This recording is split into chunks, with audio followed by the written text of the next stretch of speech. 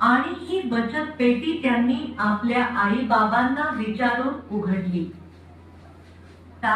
एकूण किती नाणी आणि नोटा त्यांच्याकडे आहेत ते आपण बघूया. पहिल्यांदा कोणती नाणी आहेत ते 2 रुपयांचे नाणे, 5 रुपयांचे नाणे, 10 रुपयांची नोट, 20 रुपयांची नोट, 50 रुपयांची नोट. पण नोटांचा वापर करावा लागतो. कधी खरेदीला जाता का आणि मग नोटांचा वापर करा. पेटी तयार करा आणि त्यात पैसे साठवा. ते दुकान आहे. तर तुमच्यासारखी 2 मुले इथे खेळणी विकत घेण्यासाठी आलेली आहेत.